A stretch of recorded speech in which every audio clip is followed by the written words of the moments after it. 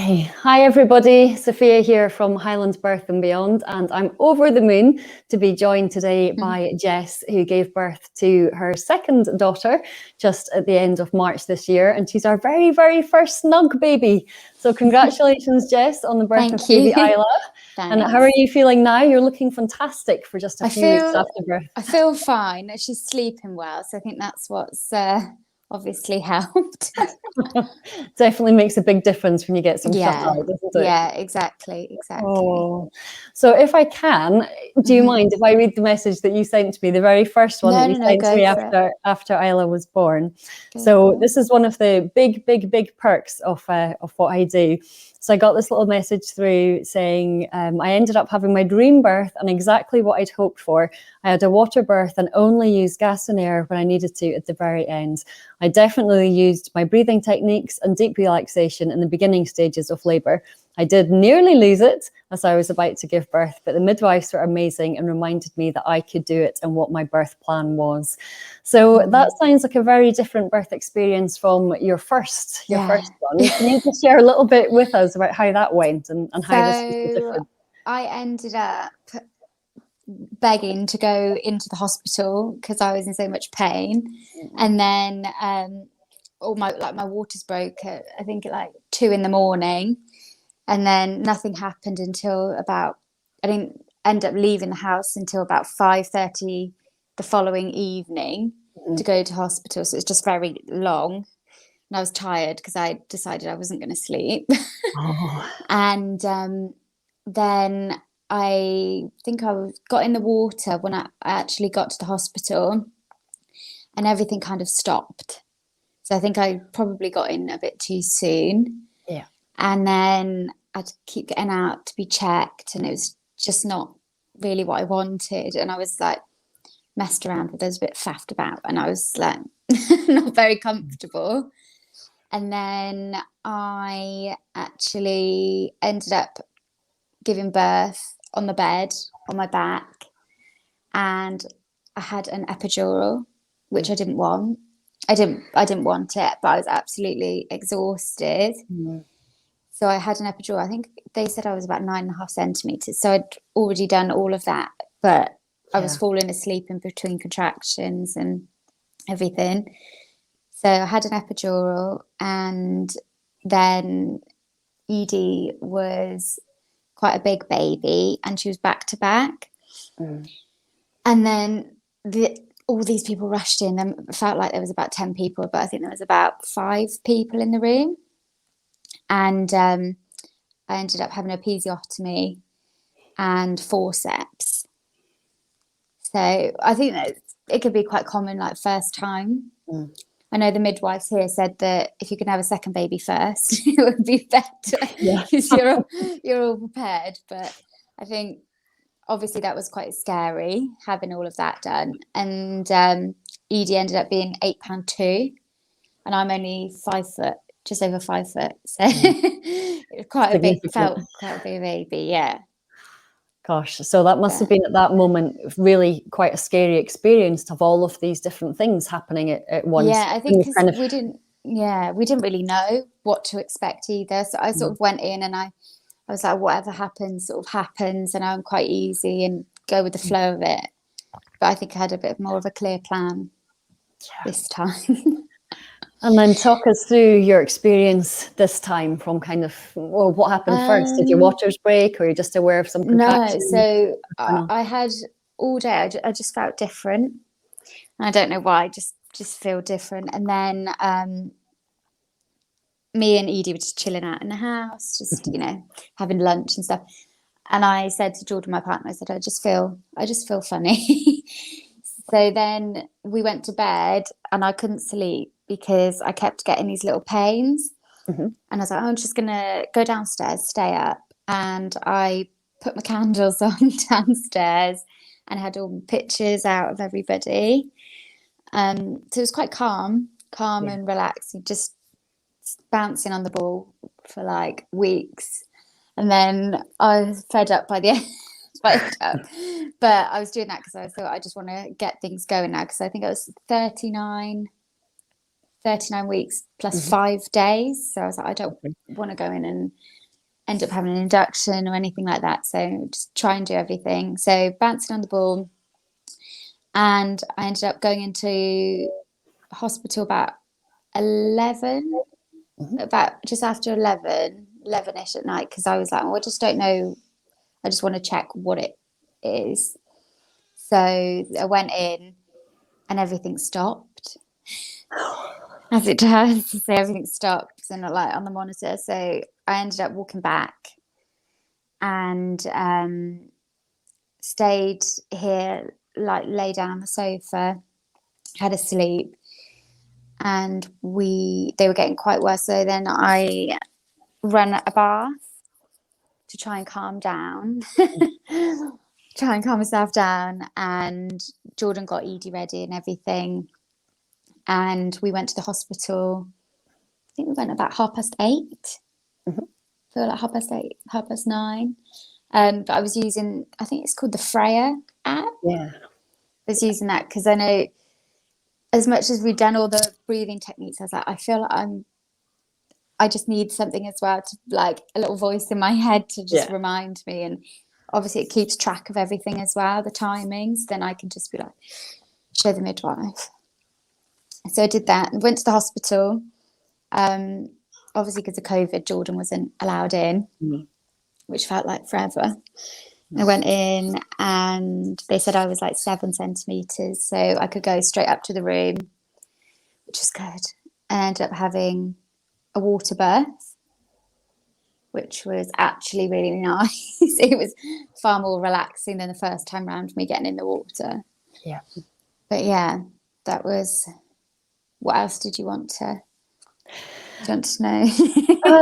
That just sounds amazing, because it sounds like really you got the birth that you wanted the first time round, the second time round.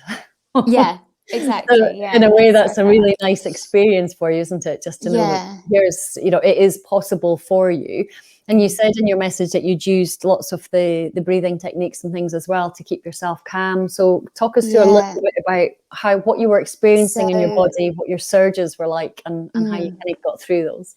So they were every couple of, when they got really bad, they were every couple of minutes. And then I was using, obviously we were doing the breathing techniques, and I said we had the Freya app as well. So it's, we were doing, I can't even remember, I feel like my brain's gone. What was it? In for and out for 8. Yeah. Yeah. So we're doing that. It's gone out the window now, but oh gosh. But yeah, so I was using that. I was also trying to stay upright and active and everything, because I didn't want things to stop, and that's what happened obviously the first time.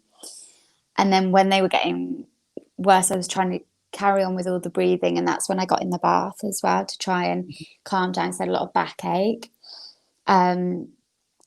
The breathing really helped, because it gave me something to focus on, rather than like I was focusing on like counting and the numbers rather than focusing on the pain that I was actually in. Yeah. So the pain, people always say, oh, the pain, that's not bad, but like I didn't mind the pain, because I knew where we were going to get to at the end. How would you describe that pain, the sensation of the contractions? What would you say that feels like? A lot of people say it's like period pains, or it's like a vibration, it's like thunder. How would you describe it? I don't know, probably very intense period pain. When it gets to, you sort of, it's like a dull ache. Yeah. It's like a dull ache. And then as you sort of progress, it definitely strengthens. And that's when obviously you're having like real contractions. But I would say for me, it was like a dull, like sudden pain. And then I could breathe through it. And then I'm like, right, calm down, because the next one's going to come in a minute. Don't do anything. I just like stayed there and trying to walk around. But I can't really remember so much of ED. Like when I was obviously having contractions with ED, I felt very not in control. And I felt a lot more in control, and I knew what my body was going to do this time. So I think that's probably what calmed me down a lot more as well, and helped me do all the breathing. Yeah. Absolutely. No, it sounds like a really different experience from the first time round. And as you said, there was that moment at the kind of transition where you were like, "Oh, I don't know if I can do this." And tell us how were the midwives with you in that moment? Well, the midwives and Jordan, they were literally probably not shouting, but they were like, "Oh, Jess, this is ridiculous," because Isla's head was out, and I was like, "I can't do it. I can't do it." You know, like, that's it. I haven't got any more energy to do it. And they were like, she's literally out, Jess. I was like, oh. But I think you get, because I hadn't really had a lot of sleep, I think that had kind of sort of caught up on me, and all the adrenaline sort of suddenly sort of takes over, because you're just gonna meet your baby and you know it's like so soon. I think that last little bit, and I was like, it all sort of, I don't even know how to explain it. I'm just going like that, but it's something you can't really explain. Like, it all sort of, all the emotions sort of build up, and I'd stayed so calm, and I've probably felt like I lost it a bit, but I probably didn't as much as I thought I had in that moment, because then she was out, so it's fine. It's that kind of strange moment where she's kind of 3/4 in and a little bit out. Yeah, I know. She's neither in or out. What's going on? I know. I was like, I don't know what to do. I know, but it was the midwives were really good. Obviously you're fully trained all midwives, and then I had a student midwife, and I remember having a student midwife with Edie as well, and she was really good. And the one we had here as well, she was really good, and she was more there for emotional support. And I probably like broke her hand, but yeah, but she was really good. Like, had a lot of confidence in them.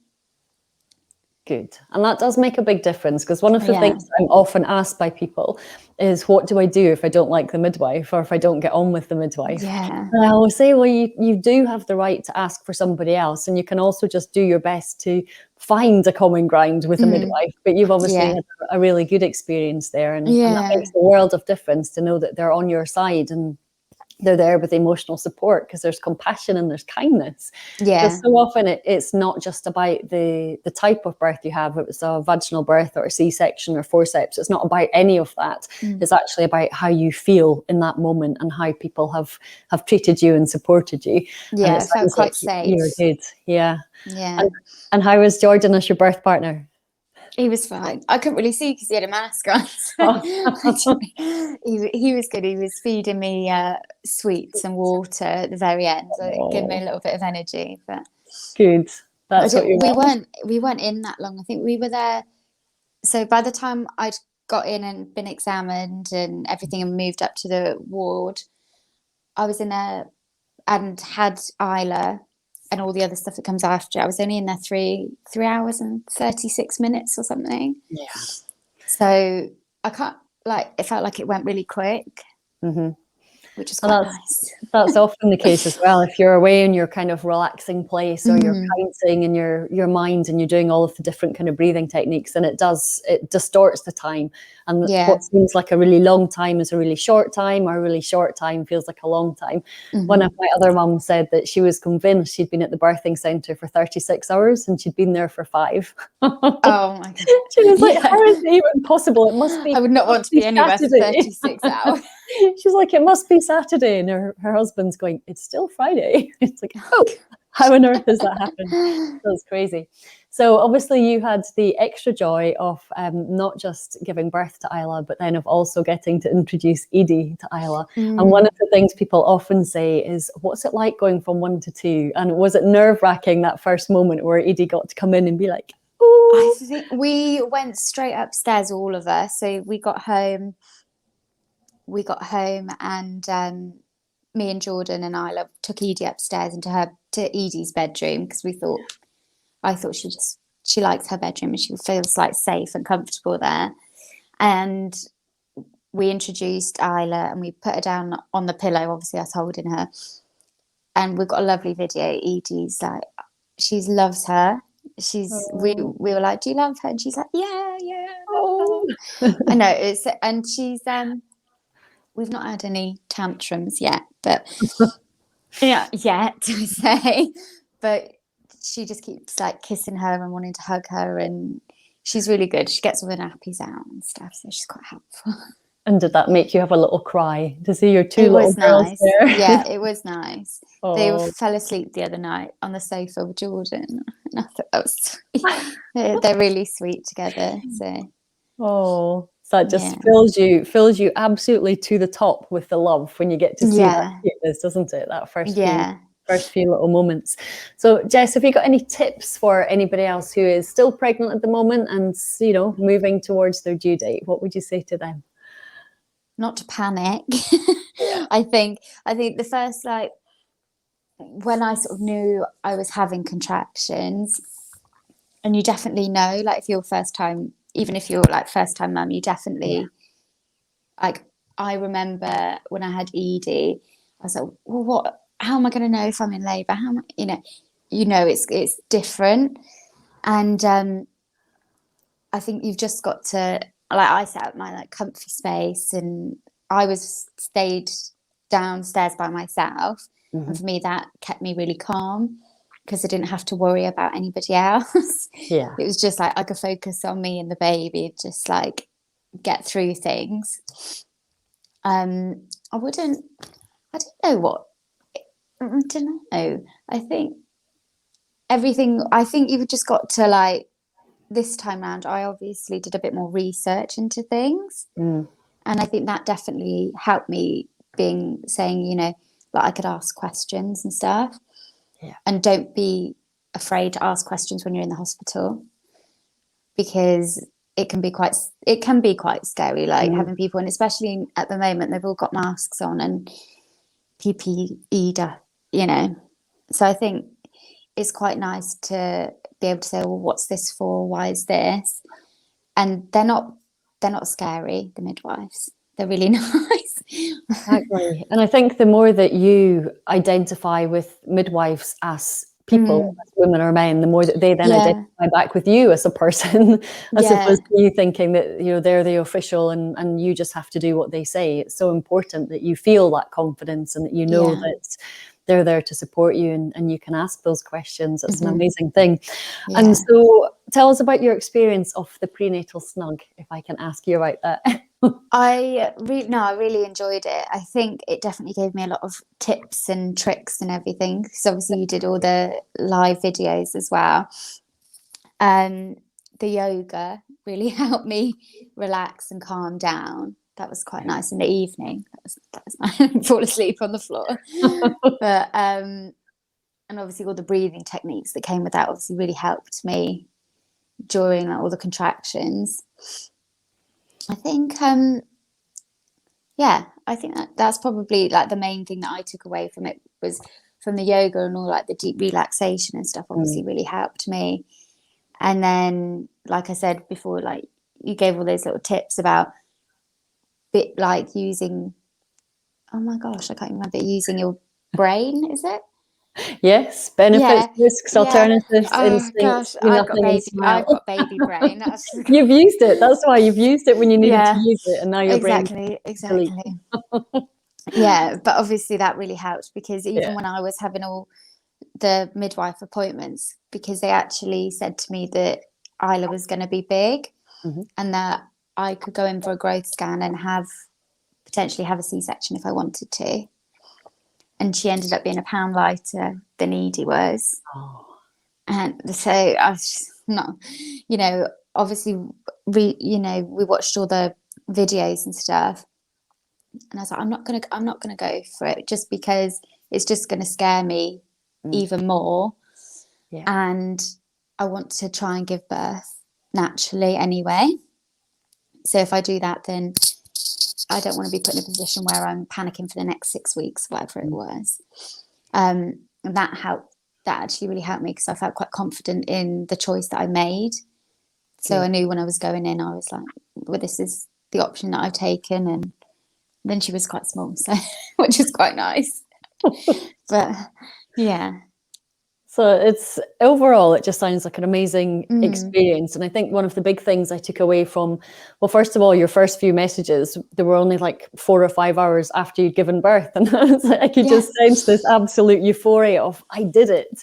I know that real sense of feeling empowered.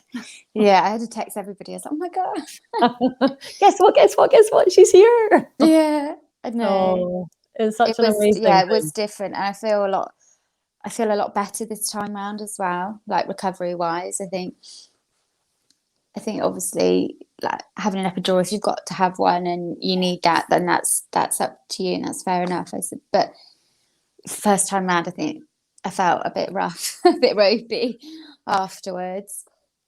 But I think it definitely helped because I knew I had the birth that I wanted. Definitely plays in your head sometimes if you like it. I'd planned for a birth and then it wasn't exactly what I wanted, but I didn't have any control last time, and I felt like I went into hospital, lost all the control that I had. And this time, even if things had changed and I didn't end up having a water birth or ended up going in for a C-section, I at least felt I was in control and I'd made that decision. Yeah. So yeah, it's amazing the difference that can make in your head, as you say, when you just you know what you wanted, you were prepared in many different ways for other eventualities if that's what happened, but as it happens, you got the birth that you wanted and got to take Isla home and all good. Yeah. So Jess, how long was from your very first kind of surge or contraction until you had Isla in your arms? How long would you say that was roughly? It sounds like a long time, about 12 hours. Gosh. But that was nothing. Yeah, about 12 hours. But that was like the very sort of start. That was the late evening. And then I had her at 12:30 that afternoon, the next day. Amazing. So, yeah. And as you say, I love that image. I always get these messages saying, I've been bouncing on my birthing ball to try and get things going. Yes. I just always think back to those space hoppers when you're a child. I know. Enthusiastically bouncing to try and get it going. Yeah. The first stage for you was very much bouncing on the birth ball, have a little nap, have some snacks, look at photos, light your candles, stay in that calm space, think about your breathing, and then using the Freya app, the breathing techniques, moving around a little bit or as much as felt comfortable for you at the time, and then the water birth for you as well. So anything specific about the water birth part that you would say to anyone? I always say to people, if your partner's getting in the pool, make sure they have some kind of swimming togs with them. Oh yeah, no, he didn't get in. I just wanted to be on myself. Like my space, hands off. Yeah, exactly. No, I don't know, I've always felt water's quite calming, and because I had quite a bad back throughout it obviously I'd read up that it helped. So once I got in, it's so nice and warm, and you just feel like all the weight's lifted off you, and that's why I just feel like you've got like a blanket around you. That was nice. Yeah, and you can obviously, like, I had the gas and air by the side, so I felt quite like I wasn't having that much, but the water just is so calming. You don't feel like you need as many like other interventions as well, because that's obviously something that can help with the pain. Yeah, absolutely. And especially if water is something that you associate with relaxation, then it has that added advantage of just being there. I also think it gives you that feeling of a bit more privacy as well, because you know your lower half of your body is surrounded by something else that is comforting, and so you don't feel that same kind of exposure that sometimes So anything else you want to add? Anything else that suddenly God must tell Sophia this or must share this with anyone? I don't think so. I think that's pretty much everything. I think, you know, that's how everything, obviously I planned it like that and it had gone to plan, which was good, but I don't think there was much. No, I don't think so. Amazing. Perfect. Well, thank you so much. I'll just stop this now and then I'll have a chat with you on the other side. That's great. Thank you. Thanks. Thank you so much. Bye-bye.